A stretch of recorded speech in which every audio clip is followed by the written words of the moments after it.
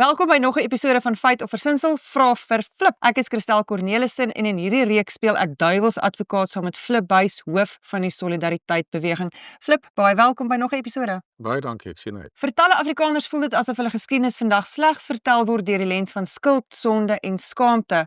'n Viering van geskiedenis en volkshelde het geen plek vir 'n gemeenskap wie se verlede gevul is met kolonialisme en apartheid nie, meen sommige kritici. Feit of Versinsel? Kom ons vra vir Flip.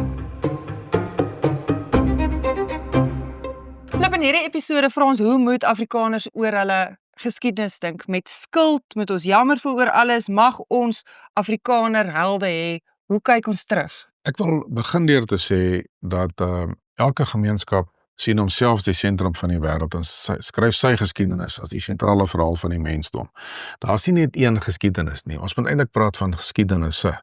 So die ANC het 'n bepaalde weergawe van die geskiedenis, wat hulle deur middel van die skoolstelsel, deur middel van die media, deur middel van wetgewing op die res van die land wil afdwing. En daarteenoor sê Prof Herman Gillumee dat enige gemeenskap het 'n normale geskiedenis nodig. En wat hy daardeur bedoel is, 'n normale geskiedenis is nie die een wat jy die swakpunte of die donkerkolle dan ontken nie, maar waar jy ook die hoogtepunte dan erken. Ek kan ook vir Niall Ferguson aanhaal, want ons as Afrikaners is eintlik 'n mikrokosmos van die Weste in die wêreld. En dieselfde beskuldigings wat teen ons gemaak word teen die Weste as geheel gemaak. En wat Ferguson gesê het, hy sê die Weste het homself skuldig gemaak aan al die ander narede wat al die ander beskawings gedoen het, naamlik slawerny. Ek meen die Weste was nie enig van sy soort met slawerny. Ja, hulle was flink met slawerny. Ja, maar in Afrika was daar ook slawe, in die islamitiese volke reg oor die wêreld. Al die ou beskawings wat jy kan weet, was ongelukkig op slawerny gebou. En wat Thomas Sowell sê is baie interessant. Hy sê wat die Weste uniek maak ten opsig van slawerny, is nie dat hulle slawerny gehad het nie, al die ou beskawings het dit gehad, maar dat hulle dit afgeskaf het. Met ander woorde, ek wil dit herhaal, wat die Weste uniek maak ook slawerny, is nie dat hulle dit gehad het nie, maar dat hulle dit afgeskaf het. En dat die Britse vloot moes tot so ver soos hier in die 1820s, moes hulle dan keer dat daar slawerny skepe wat baie Afrika lande was, daar was selfs sogenaamde slawe koninkryke, slave kingdoms in die weste van Afrika wat daar gespesialiseer het, hulle eintlik hulle ekonomie op die uitvoer van slawe gebou. Hulle het sommer gestuur. Ja, nie eers op bestelling nie. En natuurlik die Amerikaners en die baie mense in Suid-Amerika het daardie slawe natuurlik dan by hulle gekoop soos hy destyds gedoen het. Ek meen, weet dat as geweldig is, miljoene slawe, is baie meer slawe na die Noord-Afrika toe uitgevoer as wat dan byvoorbeeld na Amerika toe uitgevoer was. So die Weste het homself skuldig gemaak aan dieselfde dinge as al die ander beskawings. Maar die belangrik is, die Weste het daarop verbeter. So, dis nie dat die Westerse beskawing of dat die Westerse kultuur dat hulle volmaak was nie, inteendeel, maar dat hulle die hele tyd na volmaaktheid gestreef het, of na hulle daardie slegteringe in die verlede gelaat en hulle daarop voortgebou. En hulle het probeer om werklik waar die beste praktyke in die wêreld, en die Weste vandag, sê Ferguson ook, het nog steeds die beste stel instellings, en hy praat hierso van dinge soos demokrasie, soos die vrymarkstelsel, soos die regsorde, wat die samelewing kan vorentoe vat. En wat hy sê, wat die Weste bedreig, is nie ander beskawings nie, maar dis die Westerse verlies in sy eie selfvertroue en in sy eie kultuur, wat hom die voorste beskawing op die wêreld gemaak het. Daai selfvertroue het hom die voorste beskawing gemaak, maar daar was foute, jy verwys na die foute. So is die Solidariteitbeweging krities genoeg, praat die Solidariteitbeweging genoeg oor hierdie foute, of moet 'n mens eerder op die goeie dinge konsentreer, ook oor die foute praat? My eerste vraag, praat ons genoeg oor die foute? My tweede vraag, moet ons so baie oor die foute praat? Wel, ek dink ons praat oor die foute, ons praat ook oor die positiewe dinge. Een van die foute, Van Wyk Louw het gesê, daar is alle gewoontes is nie tradisies nie. En daar is sekere tradisies wat maar soos opdrysels is wat jy moet agterlaat. En een daarvan is ons historiese arbeidskultuur wat ons eintlik weet die Bybel sê met jy met jou brood in die sweet van jou aanskyn verdien, nie in die sweet van ander mense se aanskyn nie. Maar so ek dink ons Baie kwaai arbeidskultuur opdrag. ja, ons arbeidskultuur is een wat baie keer veel te wense oorlaat. Wat beteken 'n arbeidskultuur, Flip? Is ons lui? Kyk nee, ek dink dis die cappuccino arbeidsbedeling wat jy in apartheid gekry het. Weet swart onder en wit bo. Dat die mense, ek dink ons voorouers het nie dit ingesien dat as jy mense se arbeid kan gebruik op 'n groot skaal, het dit nie politieke, ekonomiese, kulturele en selfs veiligheidsgevolge nie. Hulle het net na die arbeidsbeleid gekyk. Hulle het nie besef dat dit baie groot impak. So dis 'n fout. Ek dink dis 'n fout.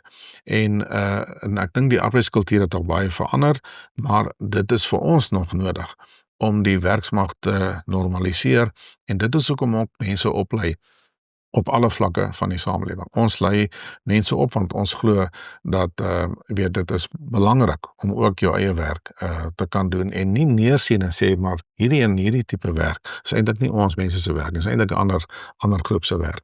Dis moeilik in ons land, Flip, want mense lyk verskillend. As jy in 'n ander land kom, dan lyk mense presies dieselfde. So die een wat jou koffie maak of jou tand trek of jou kar regmaak of jy operasie doen, almal lyk dieselfde en in Suid-Afrika lyk almal nie dieselfde nie en ek dink dit maak dit dalk makliker om neer te kyk op mekaar. Ja, maar dit is wat jy in ander lande kry, jy nou weer klasseverskille, nê. Jy kry dit in Ja. Brittanje wat mense nou weer klasseverskille. Jy kry in Indië nou weer die kastestelsel Ja. waar mense weer neerkyk op ander. So ek dink dit is 'n ongelukkige ding wat baie wyd in die samelewing voorkom waar mense weet snobisties kan wees op sekere tipe goed. Maar in ons land omdat weet dit juis ander mense is, juis verskillende rasse is, kan dit 'n politieke dimensie hê wat negatief weet kan inwerk. En daarom moet ons baie versigtig oor hoe ons dit doen want jy gee mense werk want jy wil hulle graag help, maar in die proses kry jy ook die malemmas van die wêreld wat dan sê, weet jy wat, maar ons swart mense en met hele wit mense van wieg tot graf bedien. Ons moet die huishulp stoor die waantjie rond, ongelukkig noem party mense hulle nog huisbediendes, maar stoor die baba met die waantjie, op die einde moet die kind se kamer skoonmaak, op die einde moet die in die ou huis die mense versorg, moet die gat grawe, as hy dood is, dan nog die gat toegooi ook. So ek dink ons sal baie mooi en krities moet kyk na ons eie arbeidskultuur om 'n voorbeeld te noem, maar terselfdertyd moet ons nie blind wees vir die geweldige prestasies wat ons voorouers behaal het. Dit is eintlik ongelooflik as jy kyk na Suid-Afrika wat ver van ander ontwikkelde lande is en wat ongelooflik ontwikkel het in Afrikaans as moderne taal ontwikkel het en daardeur ons as gemeenskap in staat gestel het om te ontwikkel en ons het tot in die ruimte jou, tot in die kern jou kon ons ontwikkel. En is baie interessant as jy kyk na die geskiedenis van ontwikkeling. Engeland, die nywerheidsrevolusie het in Engeland begin, maar Duitsland aan daai plekke was naby Engeland. So dit het baie maklik oorgespoel. Maar dit het nie na die res van die wêreld toe oorgespoel nie. Behalwe hier in uitsondering soos Suid-Afrika waar ons 'n hoogs moderne samelewing kon ontwikkel. Natuurlik kan dit nie van ons verwag geword het om almal en alles te ontwikkel nie. Maar dit is ongelooflik wat ons voorouers reg gekry het. En ek dink mens moet daardie perspektief oor die verlede hê. Dat jy weet dat vandag wat mense sê maar is nie meer hoop vir die toekoms nie. Ons is al baie hierso. Daai punt waar mense nie meer hoop gehad het nie. Maar dit is tyd dat ons bietjie na die geskiedenis lees. Weet Churchill het gesê hoe verder jy in die toekoms wil kyk, hoe verder moet jy in die verlede inkyk. En as ons kyk wat ons voorouers in moeilike omstandighede reg gekry het, daar's mos nie iets fout met ons nie. Ons kan dit ook doen. Ons kan ook vir ons ruimtes oopwerk hierso in Suid-Afrika. En dit is hoekom dit vir my belangrik is dat ons meer kennis het oor die verlede. Dat ons sien wat het mense reg gekry. Die Van der Bijls van die wêreld, daardie tipe helde moet ons vier. En ek het heelwat Hoe doen ons dit?